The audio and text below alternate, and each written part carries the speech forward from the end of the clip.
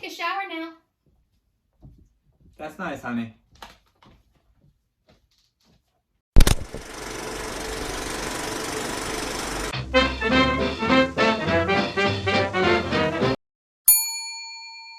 Alfred Hitchcock's Psycho is a 1960 masterpiece. Period. And that's all you need to know. But we'll keep going. It stars Janet Leigh, who plays Marion Crane, who steals $40,000 and hits the road. And while on the road, she makes a detour that is life-changing. Well, before I saw Psycho, I was a big fan of the slasher genre. So I was really into like Friday the 13th, Halloween, the original Black Christmas. I was really into those films. And yeah, and then I was like, but I heard Psycho was the original slasher. You know, before, predating all those films. So I'm like, all right, I have to give this a shot. You know, I didn't really know. I mean, I knew the shower scene, and I knew about the the music and all. I know everything that was famous about Psycho, but I did not know the ending. I did not know the ending. So going in, I was like, okay, we'll see what this is all about. And is it going to be as scary as those other films? We'll see. And yes, it was very scary. And I saw this when I was in middle school. So I think I was like 11, something like that, 11, 12 years old. And yeah, it was, when that shower scene happened, it was pretty, I mean, I saw clips of it before, but it didn't, but actually seeing the movie as a whole, it just in sequence, it had an impact on me. And then, I thought that was the only scene that was going to be the scariest. I didn't realize there was going to be another scene and another scene. And I was like, oh, okay. And yeah, it still haunts me, I mean, some people might think, oh, it's a black and white movie, it's old, how scary can it be? It's really freaking scary. It's really freaking scary. It's, compared to, some people might go, yeah, whatever. But no, it's definitely in the top scariest movies I've ever seen. And it's just, but it's also, what I love about it is that it's this like, it's so, I don't know, Hitchcock did such a great thing with this film, is that it feels like this B horror film, but with, Hitchcock's beautiful cinematography. And yeah, no, it's a brilliant film, and I can watch it over. As much as it still scares me to this day, I still watch it over and over. Sometimes, it's usually a tradition. On Halloween, I'll watch it, or Mother's Day, I'll watch it. Before a shower. It's perfect for all those. So yes, I love this movie, and I could watch it over and over again. I'm right there with you. So I was raised a lot around Universal Studios in Los Angeles. And not that I got to go a lot, but my parents had Universal movies, and the times I did get to go to Universal Studios, they have the back tour lot. So you get to go on this tram and drive through the studio lot and see different sets of different things. And they had Psycho. And I knew the music, and I knew some poor girl was screaming in a shower. That's all I really knew. And so we would go up next to the Bates Motel, you'd go next to the Psycho Bates house, and they have that famous scene going on. And it terrified me as a kid. I could just hear the music, and all of a sudden I'd start freaking out. And then in middle school, I started dyeing my hair red. And the red washing out of my hair would start splashing down on the tiles, and I would have, honest to God, panic attacks and anxiety attacks. I would have to step out of the shower, calm myself down, because I couldn't breathe. I was freaking out, and it scarred me. Psycho scarred me as a kid. Showers, the music, I couldn't handle it. And then I was in film school, and I was in a film class, and one of the movies we had to watch was Psycho, but the setting of our school was that it was dark, it was a big theater, it was loud, and it's the exact situation that I don't want to be in if I'm scared. I want to be able to control the lighting, the sound, the image size and everything like that. So I skipped school that night, and I knew I had to do my homework still. So I rented it. I don't even know how, maybe Netflix when it was the discs. But I rented it. I had it in the living room during the day. I'm sitting in the kitchen watching it. So the screen's about this big.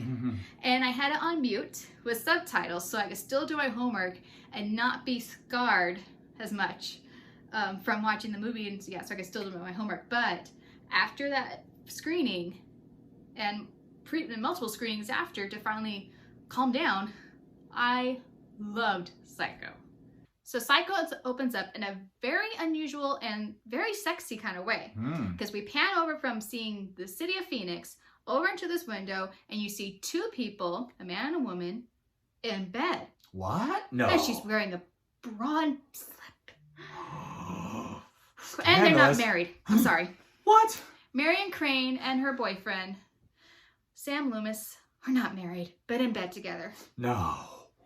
It's pretty raunchy for the time, because even before time, a married couple weren't even allowed in the same bed together. You know, so you see those old movies and they have two separate beds. Right, and this one, opening shot, there they are, unmarried, in bed. Boom! Sexy! So one thing I really love about this movie is that it starts off on a certain path, and you're like, oh, I think I know where this is gonna head. Right. And, you know, as it progresses, it takes that story that you thought was gonna happen, rips the rug underneath from you, and you go, oh.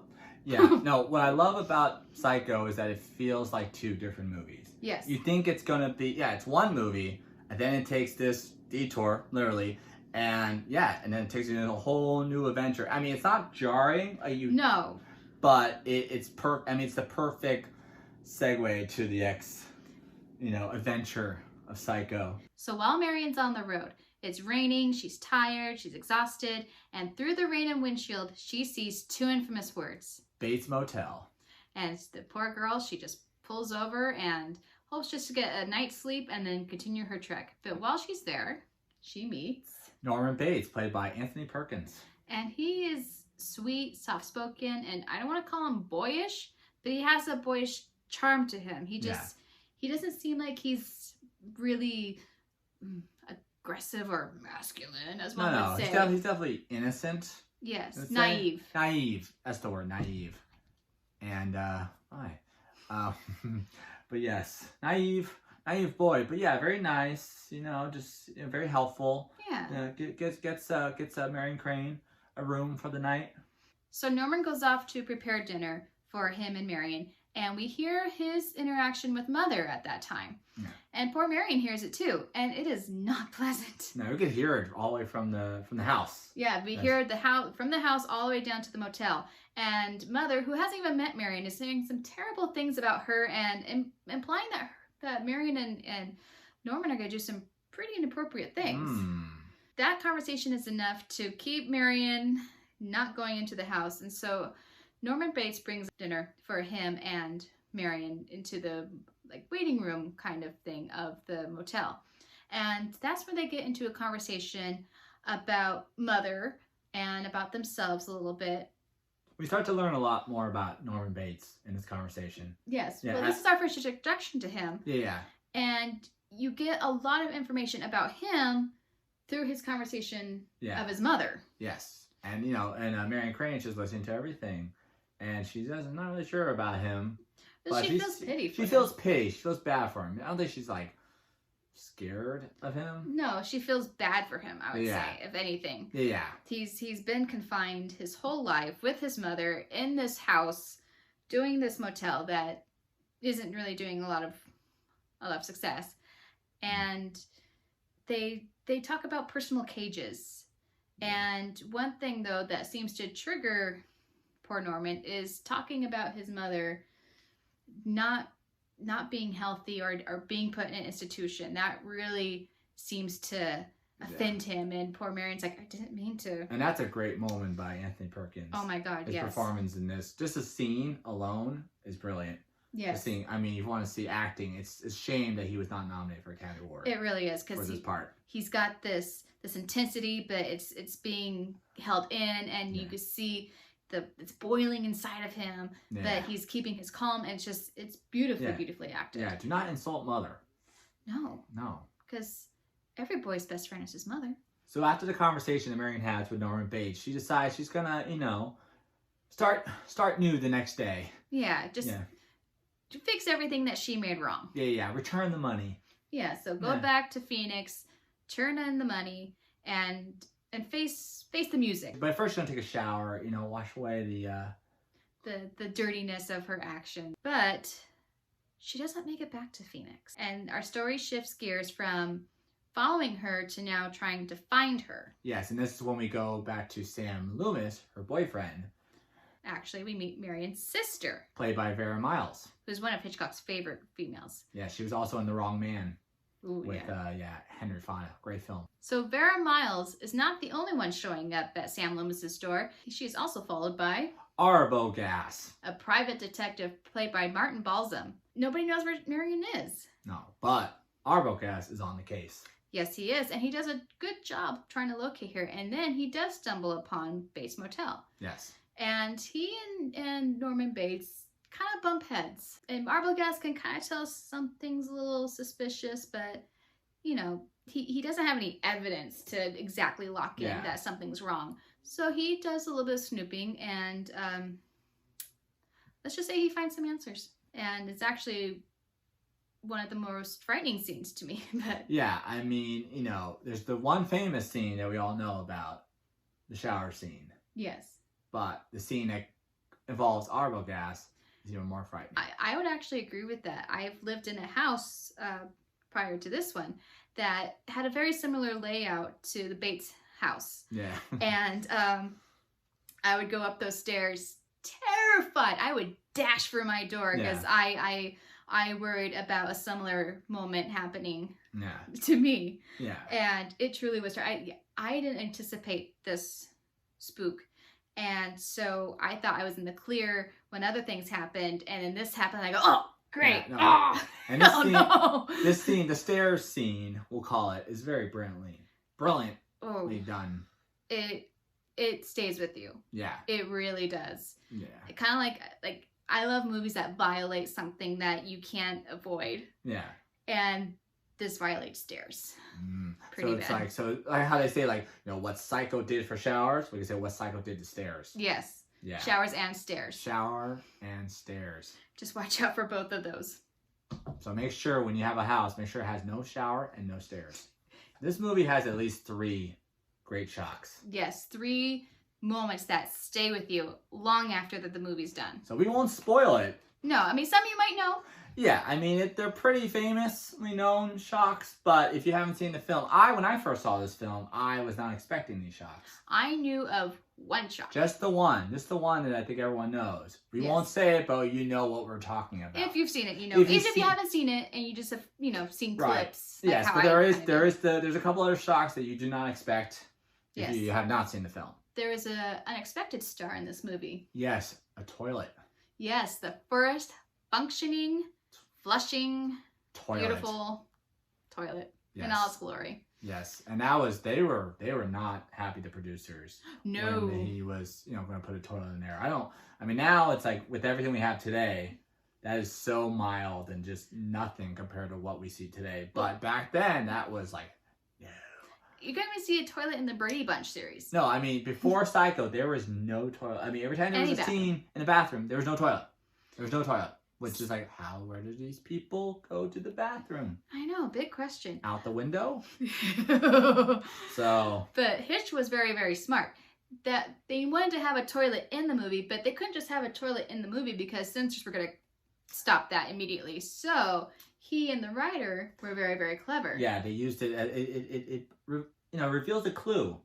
Yeah, it's part of the story, and it's involved with part of the movement of our story. Yes. And so you have to have the toilet flushing in that scene. Yeah, no. I mean, there's so many brilliant little things in this movie. When the movie was released, it actually was a huge, huge marketing campaign. Yeah. And Hitch had the very, very clever idea of making sure no one missed a key element. Yeah, and what he did also, he bought off all the books. Which was very smart of him. Yeah, because he didn't want anybody to read the book.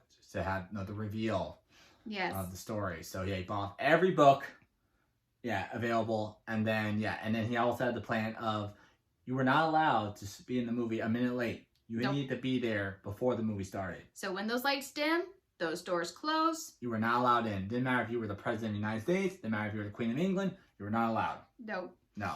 And it sounds like a ploy, you know, like a big marketing ploy kind of thing, but it was actually very wise of Hitchcock because he didn't want people to exit or be late and come in and then not know where, like, what they came in too late and they missed a huge pivotal plot point.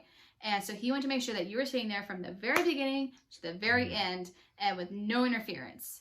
And it worked really, really well. Yeah. And we've, like, the pictures of the people going around the corners waiting in line to see this movie. One reason I wish we could have time machines is I would love to go back in time and see Psycho with the audience for the first time. The first time this audience has seen it in the theater, and to hear those gasps, hear these, you know, that would, I wish Doc Brown was here with the time DeLorean, with this, you know, time machine DeLorean, and I could go back in time and see that, because that would be amazing. So after seeing the movie Psycho, years later, I had the distinct pleasure of being able to read the book. And I love reading books that were, you know, made into movies, and this was by far one of my favorites, and I also think one of the best adaptations. I have some other ones that I could go on about, but we'll talk about those later. But Psycho was an amazing book, and I don't want to say it was an easy read. It was a quick read because I just wanted to keep on reading through it. I read it in 48 hours. I actually was reading it when he confessed his feelings for me, so that was pretty cool. But there were some mild changes to the story from the original Psycho book that I understand why they did it. You know, sometimes, like, as a diehard book reader, like, no, you want them to stick to the story, you know, to stick to this, they cut this part out. And this one, I completely understand the changes that they made, why they made them, and it really does help the story. So actually, the first chapter opens up, we're being introduced to Norman and his mother. Yeah. And that's definitely not like the movie. No, which I think is good that they cut that out. Yes. It just went right into Marion Crane's story. Yes. But I mean, while the book is great, the book is a great read, and I highly recommend it, reading it. Especially, I would recommend watching the movie first and then reading the book. Usually they say, you know, the book is better than the movie, read the book. But this is when we watch the movie, read the book, because it feels like there's more. Like, it's like an expanded version. expanded of the story. So, yes. We actually get to read his inner thoughts in the book. And he doesn't always have the nicest thoughts. Yeah. And so that was a huge change from it. So if you were going to follow the book, Anthony Perkins was not best casting, if you were following the book. Because wisely, they made him much more sympathetic. They made him in the movie much more somebody you feel like, aw. Yeah, empathy for him. But he is, Anthony Perkins, he is perfect for this role. I mean, could you think of anybody else? Well, actually, apart from not being overweight, the person that I think if they wanted to do a huge career change, I think Don Knotts would have been an interesting role. I mean, imagine Don Knotts in the role of Norman Bates. Just like, Mother! Well, I don't like this at all. This is terrible. We sound like Mickey Why Mouse. do I have to work in this motel?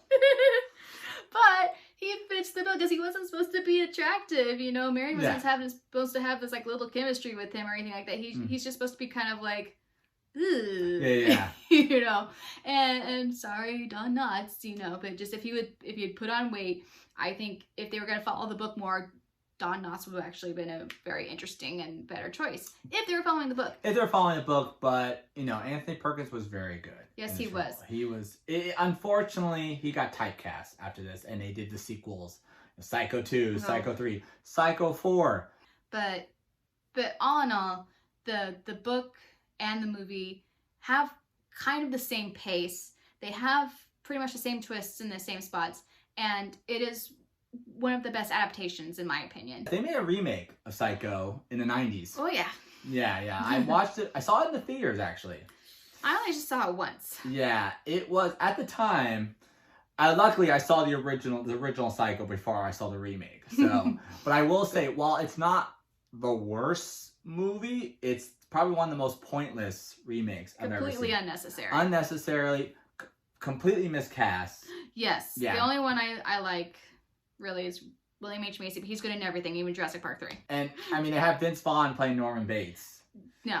I mean, they could have. There were so many better choices, but at the time, he was like the star, and then Anne Heche as Marion Crane. No. Again, she was the hot star at the time. Yeah, and then you had Julianne Moore playing the Vera Miles character. But yeah, it was a very pointless remake. Directed by Gus Van Sant, who's a very talented director. He was just hot off doing Good Will Hunting. You know, nominated for Academy Award, and probably the producers were like, hey, you're a hot commodity. what do you want to do next? He's like, I'm going to remake Psycho. Shot for shot. Shot for shot. In color. Brilliant, right? It's going to be great. And then, everyone's going to love it. Yeah, and it was a colossal flop. No. Yeah, not the bit scary, especially if you've seen the original. Well, one thing is that Alfred Hitchcock had the chance to make it in color. They had color in the 1959, 1960, but he chose not to. Yeah, and so it being in color just kind of, it's pointless because the black and white is what makes the original so it'd be like remaking Wizard of Oz and having the whole thing in color, even when she's in Kansas. It's like it defeats the purpose. It defeats the purpose. I will say one thing to give the remake credit is the opening shot. With the helicopter, shot trying to get, and then into the apartment. Because in the original, that was what Hitchcock wanted to do, was have a helicopter shot, but they could not do it. It just did not work out. It just was, they did it and didn't work out. So they just went with pans, which was fine. It looked great.